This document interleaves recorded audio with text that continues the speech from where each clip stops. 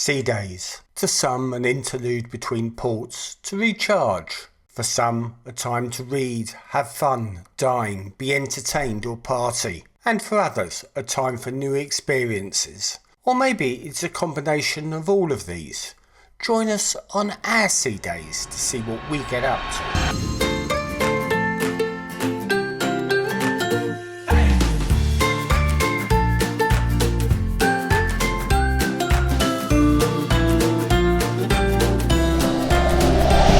I'm smaller than you today. Get down there. Well, it's day 2 and we've just been for our breakfast. And it was lovely actually. Yeah, very nice. We'll show you a video of that. Yeah.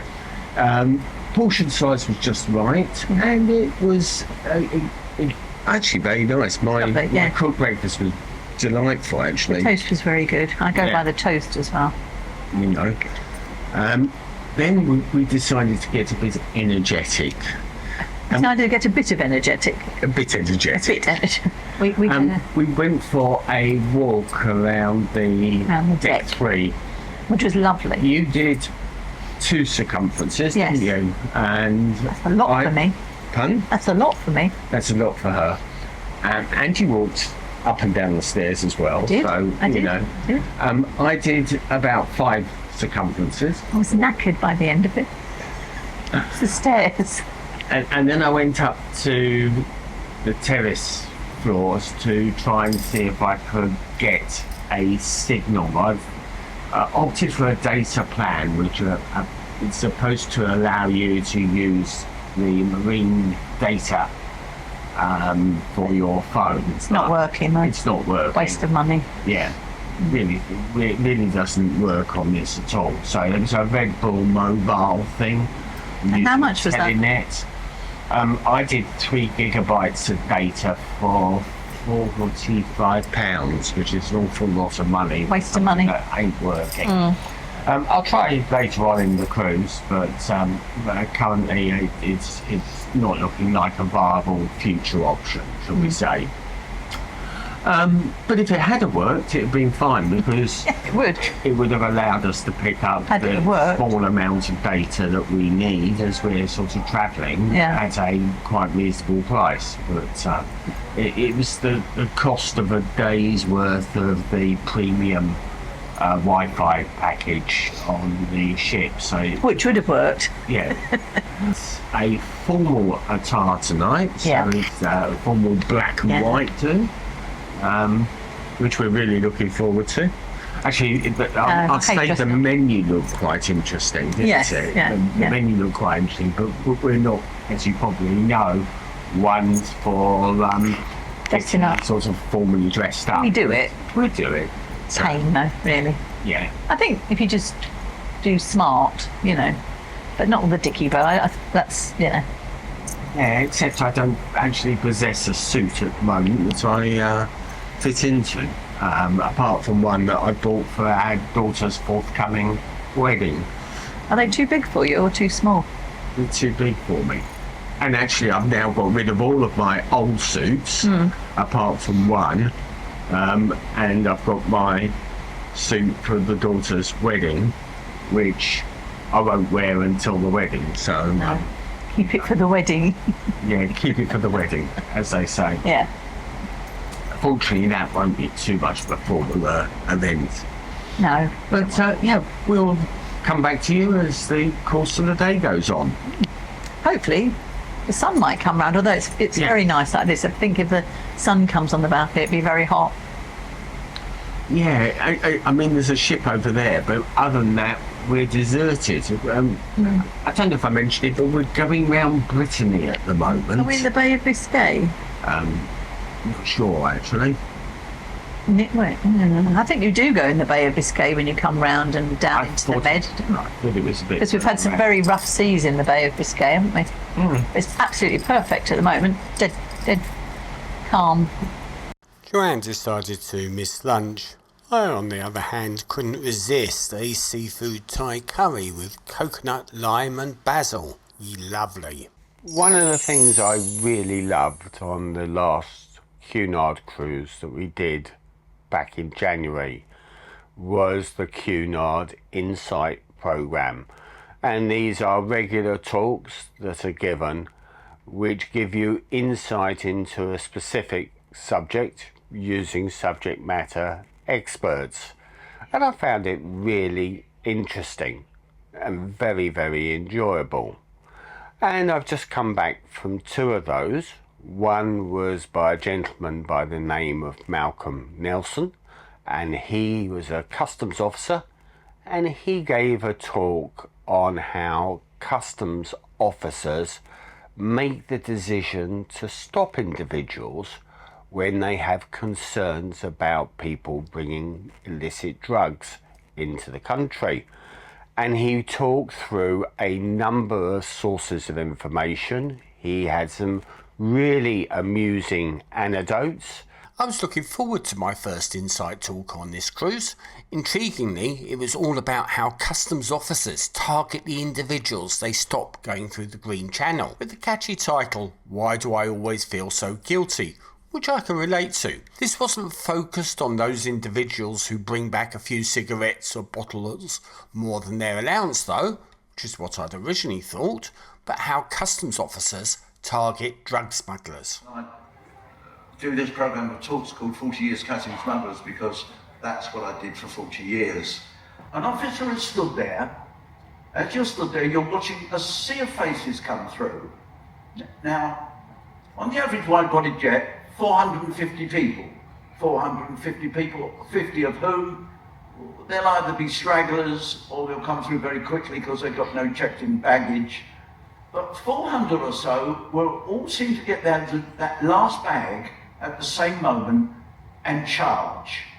You never stop anybody randomly. There's no such thing as a random selection. And Peter was about 3/4 of the way round cutting off this wig when everybody realised this isn't a wig. He said his whole career flashed before him at that moment. The ones that can smell money in suitcases are all bitches.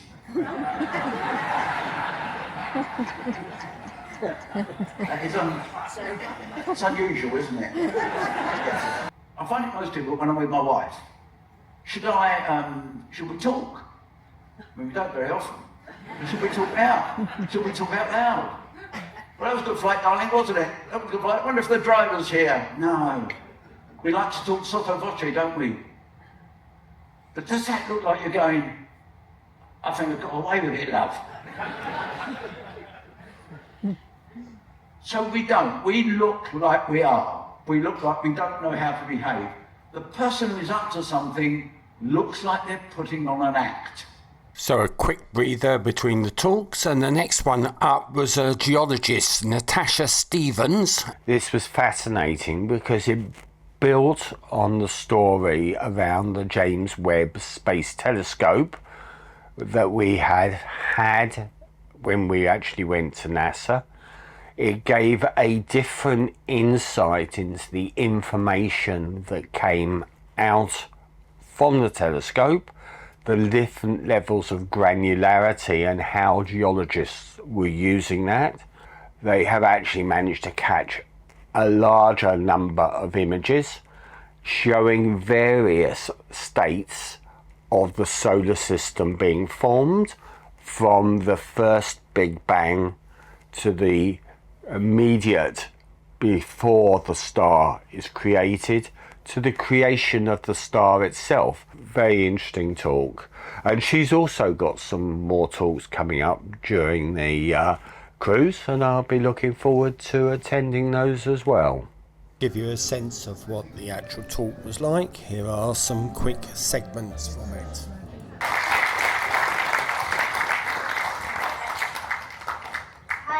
Good afternoon, and thanks so much for staying around. Those of you that were in the previous talk, and for those of you that joined, welcome as well.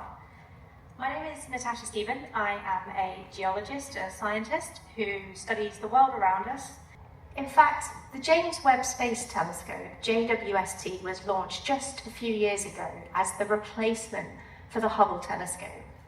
And JWST can see so much more detail than we've ever been able to see before.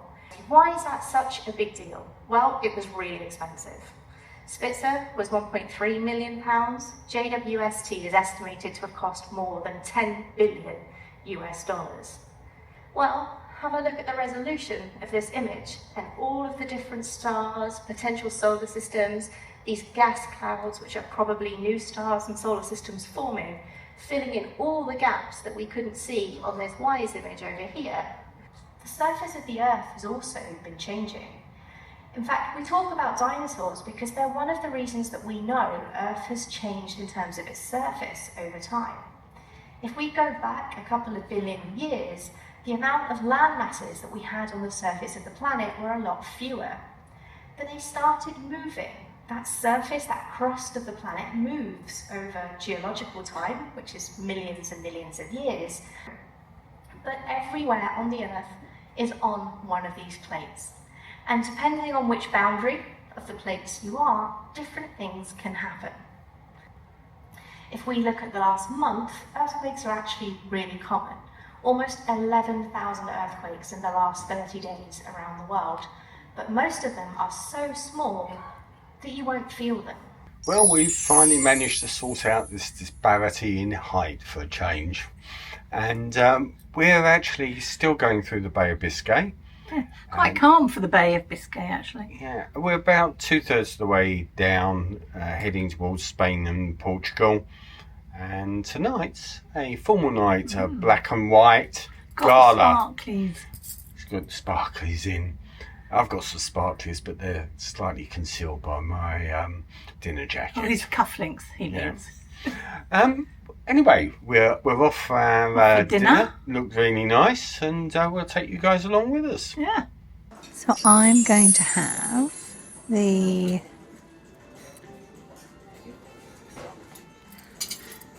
poached egg with the wild mushroom and truffle. I've forgotten what I was going to have. And then I'm going to have the pork fillet en cru. So we'll see what that's like. I'm also going for the poached egg with wild mushrooms and truffle. I'm not even going to attempt the French pronunciation. I think I'm going to have a shellfish bisque and the roast fillet of veal. Okay.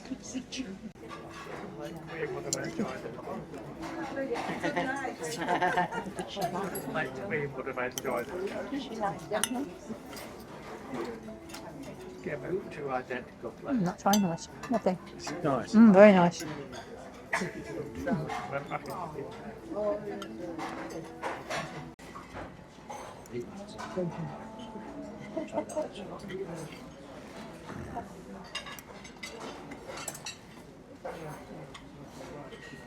Nice.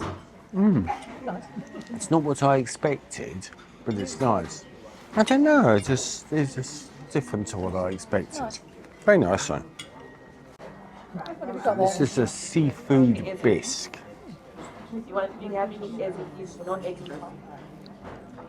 Oh, it's very seafoody. It's very nice. What are those things in the top? Croutons. Couldn't see what they look like. So they're like pieces of little pasta or something. Yeah, very nice.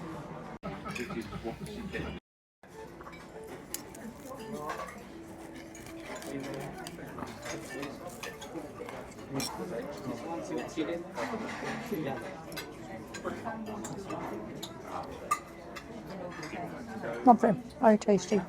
Is it like big wet? That kind of thing, yeah. Yeah. Cheers.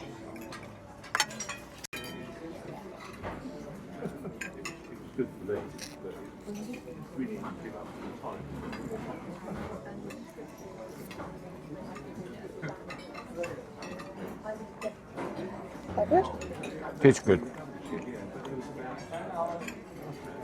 Very, very smooth, actually. Tender. Yeah. Lovely and tender, actually. This was baked Alaska being prepared for Joanne at the table, which was a really nice touch and not something that we often see in the main dining area. Thank you very much. Thank you. Thank you. Ooh. Oh, this looks good.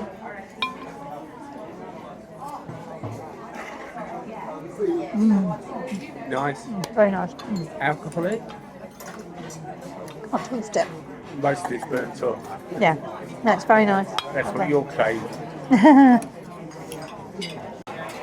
And this one's a chocolate indulgence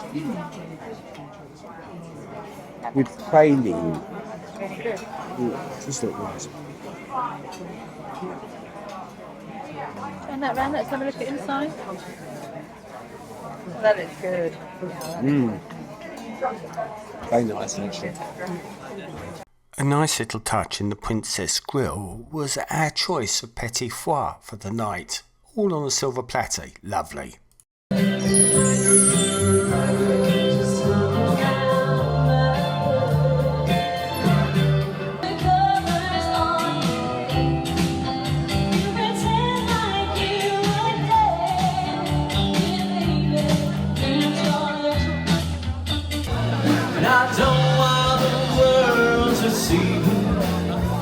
I don't think that they understand.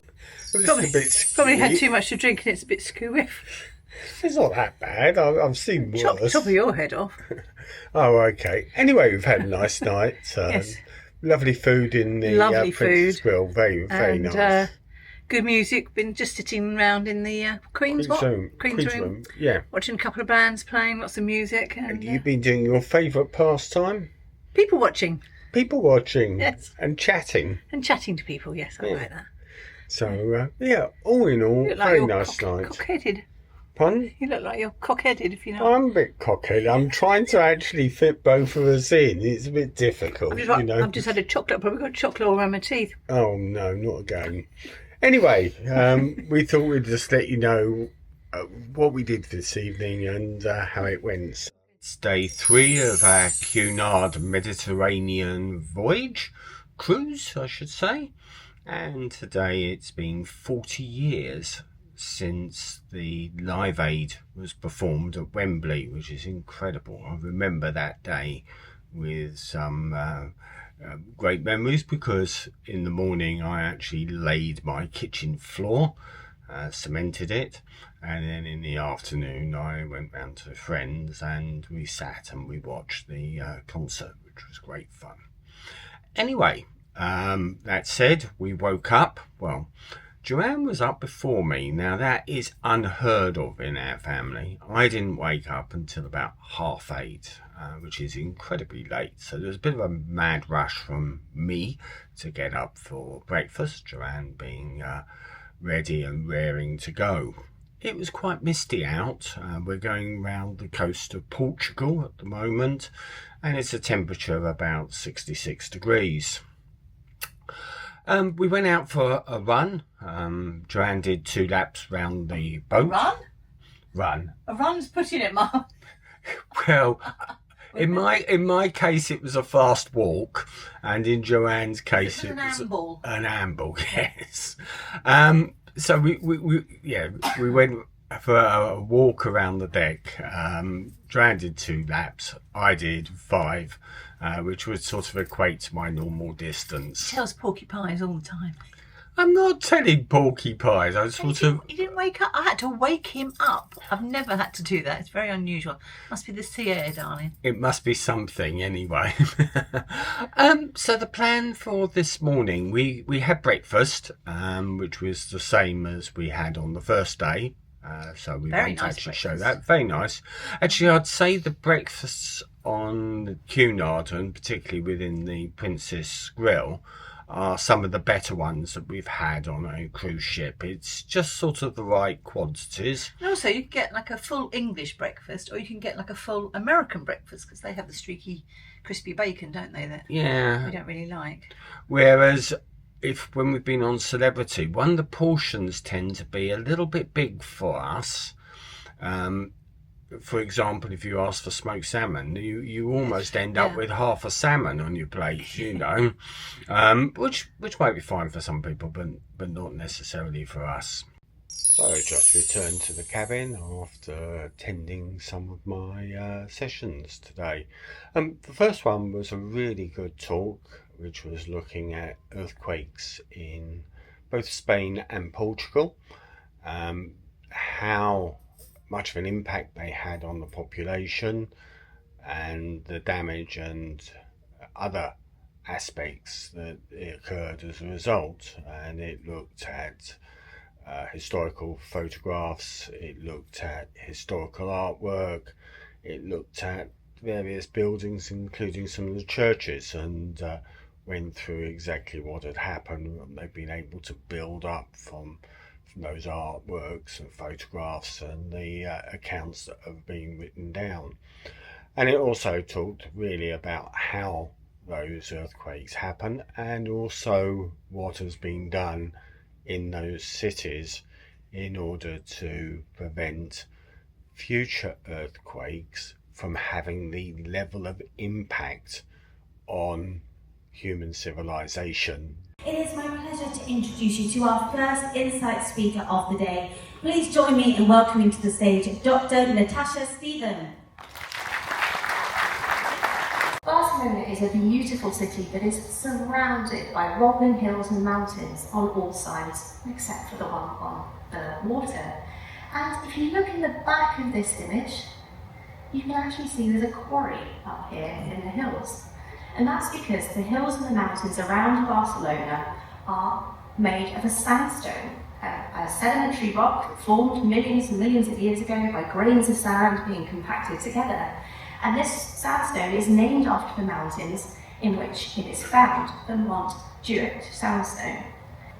But this rose window that's standing today isn't the original one. This one was rebuilt in 1459 because during that earthquake in 1428, the violent shaking from the earthquake was so bad that the whole window collapsed into the church and unfortunately landed on 25 people below who were there worshipping. And they got more and more extreme, so by the time 1829 came along, a big earthquake came through and it completely destroyed 5 separate towns in the area. It threatened everything. To show this huge old church that was built before the earthquake and is still standing today was so badly damaged that not only the roof and the windows collapsed, but the actual stone that supports the massive structure was shunted and moved. Within 2 hours, it had hit all of Portugal, northern Spain, it had hit through the Strait of Gibraltar into northwest Africa. Within 5 hours, it had hit the Canadian coast. Within 6 or 7 hours, it had hit the North American coast on the east side. Within 8 hours, we were down here in Central America. The Earth's surface is covered in a series of what we call tectonic plates. They are solid slabs of rock that are moving on a mantle below, and they're moving at a very slow rate, about the rate at which your fingernails grow. We've seen hundreds of earthquakes that have been happening in recent years, but as you'll see here, there's a huge concentration. And we think there's actually a new tectonic plate, albeit a small one, somewhere in the Alboran Sea. This is a map that tells you what risk you are from a magnitude 3 earthquake, not a magnitude 10. I then went up for lunch. Joanne decided that she was going to be good and well behaved, unlike me. I had a spaghetti bolognese, which was really nice. The sauce was both very tomatoey and also extremely meaty. It was really nice.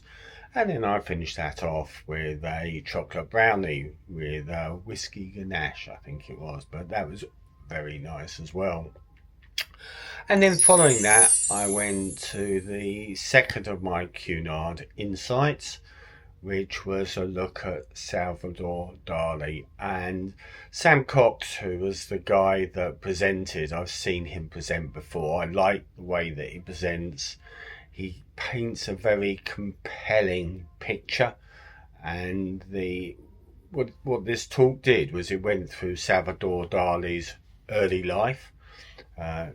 It was interesting, actually. His father was also called Salvador Dali, was fairly affluent, middle class, and his elder brother was also called Salvador Dali, and he died at an early age, and his parents then had Salvador Dali, the artist, and they told Salvador Dali that he was reincarnated from his brother. On the last cruise that we went on back in January, Sam Cox, who's the speaker today, did a compelling talk on graffiti art, which I absolutely love, so I'm more than looking forward to this one. Now, Destino was never actually finished during the lifetime of either of the two men. It was actually completed by Roy Disney, who was Walt's nephew, to pay tribute to the two men and the minds that they had. Now, it cost about $1.2 million to create the final animation. It's about 6 or 7 minutes long, so it should take us through nicely to 1:15. But enjoy Destino. I'll be back in a few moments' time.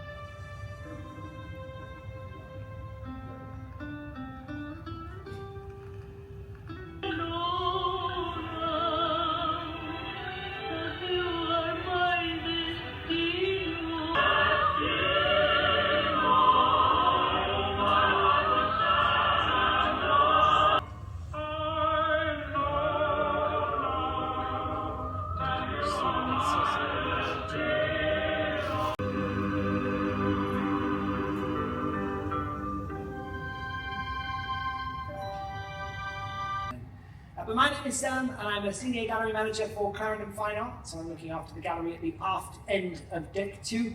And if you've wandered through there already, you might have seen 2 pieces on the wall from Salvador Dali. Now, one of those has already been sold.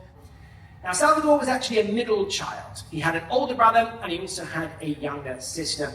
Now, his older brother was named Salvador Dali, and his father was named Salvador Dali. So I'm not sure whether they were trying to make things very simple or very confusing in those early days. And when you look at Salvador Dali's work as an artist, there are certain themes that will recur. And those themes are things like death and rebirth and regeneration, decay. These are all themes that Salvador would experience and explore in his artwork throughout the entirety of his life. And it's impossible to ignore the impact of what happened in those very early moments of his life, how it would change who he would become as a person. We can see a progression, though, in the style. 7 years of age at the top here. We can also see a piece created when he was 12 years of age. This beautiful view of the Bay of Cadaqués. It's an exceptionally accomplished piece of artwork for somebody of that age. Now, Salvador was accepted into that school and was proud to have been so. But when he started the lessons at the academy, it was evident that he was no better than any of the other students that were in that classroom with him. Now, because Salvador was quite tall for his age, very slender, as soon as you saw this tall, slender man walking with the long flowing hair and the robes through the halls of this academy, you immediately knew who it was.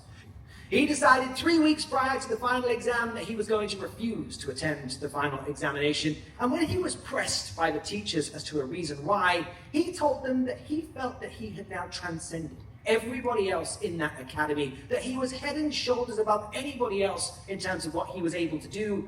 But the big inspiration was the German philosopher Nietzsche. And Nietzsche had this walrus moustache, instantly recognizable, and Dali said he wanted something that would have that impact.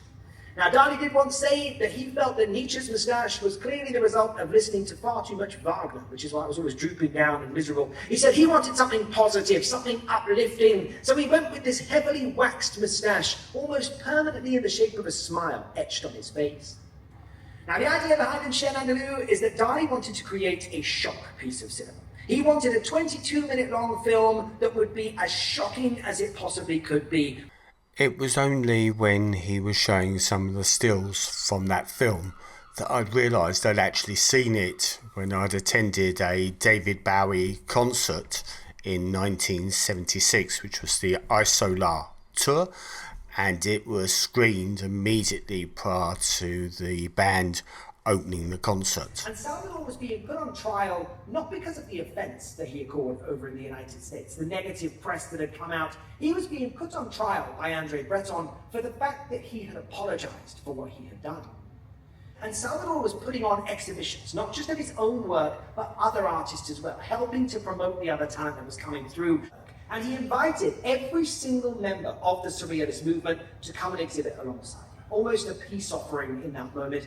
Every member of the Surrealists agreed to exhibit alongside Salvador Dali, every one of them except for André Breton. And this work of art is called The Disintegration of the Persistence of Memory, taking his most famous work of art and destroying it. And many say that the day that Dali died is the day truly that Salvador Dali died. He became a shell of the man that he had been before. The confidence, the swagger, the personality, all of it seemed to disappear overnight. And it shows you that even later in the life of Salvador Dali, his mind was still incredibly sharp. he was still able to visualize and paint things that most people couldn't even understand the thought of in their mind. That was the level of genius that Salvador possessed. Now, the value of Dali's works is very impressive. It's certainly not an insignificant figure that we've seen on Dali pieces. The current record for a Salvador Dali original at auction is held by the piece we can see on the screen. 13.4 million Great British pounds was paid for this work. It's a piece called Portrait of Paul Eluard. Now, if you were listening intently a few moments ago, you might recognize that name. That would be the ex-husband of his wife, Gala. Paul and Salvador were the best of friends throughout the entirety of their adult lives, maintained that way right until the two men passed away. No ill feelings about the end of that marriage. Just come back from very good talk on the history of the guitar, which looked at everything from the parts that made up the guitar to how most of the guitar instrumentals were inspired by the blues and the jazz. Really interesting, quite enjoyable, and with lots of superb guitar riffs and melodies that we all recognised and enjoyed. Not really sure what to expect on this one, but it sounded like an interesting topic, so I thought I'd pop along and see what it entailed. Good to see you, ladies and gentlemen. It's like a Formula One gear changes, isn't it? Thank you so much for coming out today. And as you can see, that was a really fast turnaround from the Diamond talk. So before we go any further, without this guy, I'd be interpretive dance. So I've got Arthur in the box. He works so hard. Give him a round of applause before we start. Thank you so much, Arthur, for getting this going. Okay. The roots of the electric guitar are very simple. It's all about the blues. Whatever style of music you like or you play, anybody who's picked up the electric guitar is influenced by the blues, whether they like the blues or not, because it's in the DNA of the instrument. So we've got the rhythm of the blues. It's kind of, I can see some of you like grooving with it, because it's hard to stand still. Instead of going there, they'll play this note. Yeah, that's a tension. We'll go back to the blues, the rhythm of the riffs. And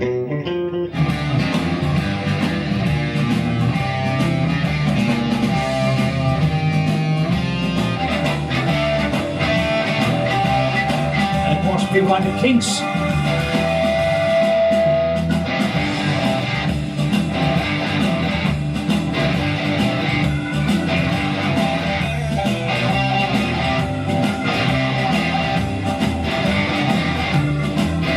One note.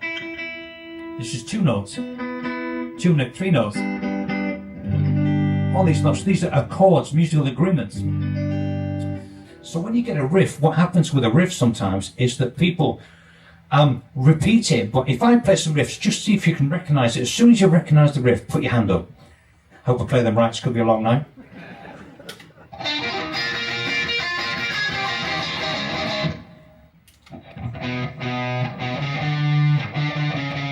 Less than 3 seconds, and immediately you're there. You're back in the Stones. You're back dancing, whatever you're doing. You're back doing that type of thing. So how do these riffs come across? Also, put the needle on the record, and then maybe get a phrase. They'd hear that phrase played. Then they would take the needle off, pick the guitar up, and they would practice. There was no YouTube in those days. What's a fuzz box? Well, a fuzz box distorts the sound. This is a clean sound. And a fuzz box adds a lot more body to the sound. And also Mark Knopfler plays with his fingers, which is very rare indeed, because not many electric guitarists they normally play with a plectrum. This goes back to Arabic music, Middle Eastern music, Arabic music. There was a film called Black Sabbath playing at the cinema. It's Boris Karloff. It's on YouTube. So they called themselves Black Sabbath. If they'd gone a week later, it could have been called Jungle Book. These are the fingers that got fused together. So he's got these fingers to play his riffs with, basically. So if I play some Sabbath riffs, it's mainly these two fingers.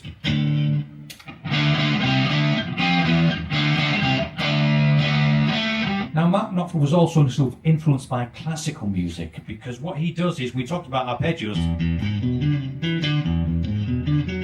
that type of thing. At the end of the song, he goes,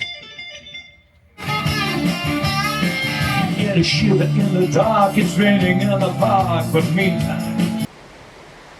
And the day has picked up a little bit. It's no longer misty, quite bright out there, quite warm outside. I think I'm going to go for the vegetarian pad thai. And then I'm going to go for the cream of cauliflower soup. And I think I'm going to go for the Peking style marinated Barbary duck breast, stir-fried vegetables, egg fried rice and sweet plum sauce. But if I don't go for that at the last minute, I might have the wild native... can I have one of those, please? Thank you, sorry. Thank you. I might go for the wild native sea bass billet. Decisions. Yes, I don't know. I won't know until the last minute. Right, I'm going to go for the grilled squid with the black garlic puree. And I'm going to also have the cream of cauliflower. And I will definitely go for the duck's breast. Actually, lovely. Thank you. Well, I did order up the squid, but the waiter volunteered that it wasn't to be recommended. So instead, I've gone for a prawn salad, which looks very nice. So this is the cauliflower soup.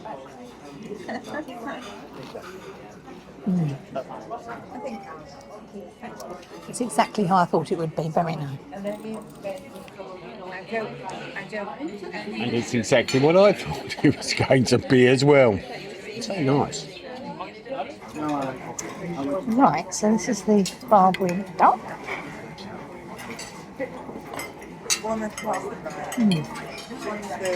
Very tender. Lovely. Lovely. Lovely colour.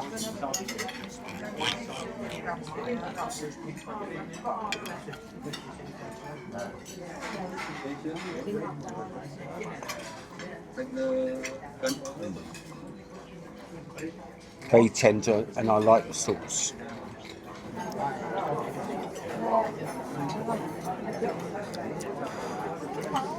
Funny texture, not bad. Probably wouldn't have that again. You're not sure? Yes, it's a bit like tapioca Oh, okay. type thing, I think. I've gone for the souffle. This is a chocolate souffle.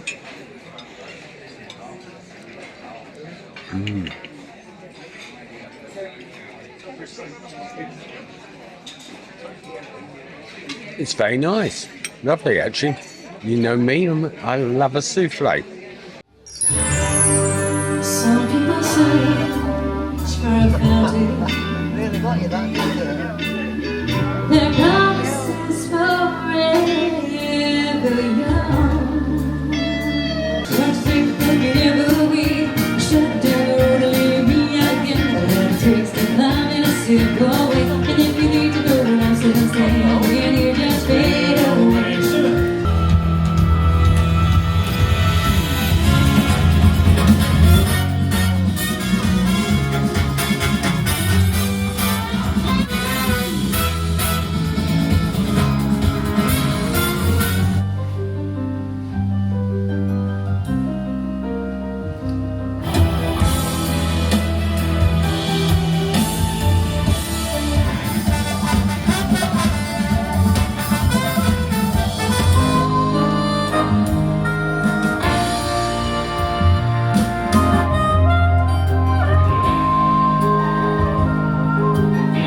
Fizz at the Bright Light Society at 9:15, which we're both looking forward to. Do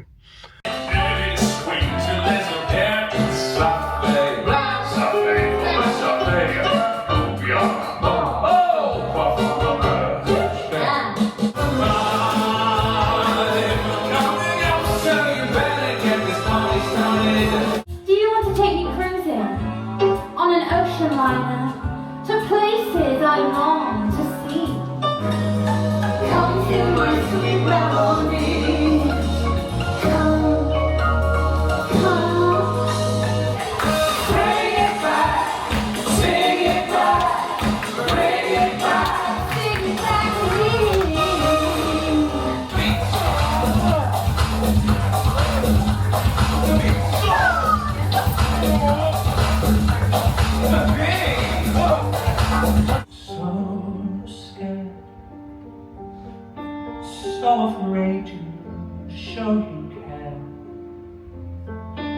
he won't think you weak. If you tremble when you speak, his arm around her, he said, Julie, baby, you're my flame, love you fever. Is a kisser who fever with thy flame in you. I would like to thank you for gracing my humble abode with your laughter, your warmth, and the magic of your company. Oh, I love this one! Dear, I feel we're facing a problem. You love me no longer. I know, and maybe there is nothing that I can do to make you do. Maybe, darling, Mama tells me I shouldn't bother. Well, we just had a very enjoyable evening. We had a lovely meal at the restaurant. Thoroughly enjoyed it, both of us did. And then we went to see an acrobat show. And that was really nice, wasn't it? We did, yes. And then we went to see Fizz. And we really do enjoy these interactive, sort of small, It was really good. It was nightclub type experiences. Yeah. Really, All really dancing, good. doing the conga. Lots of singing. Really nice. Yeah, it's good. Thoroughly enjoyed ourselves. Good. Now for some shut eye. Yeah, going to bed now.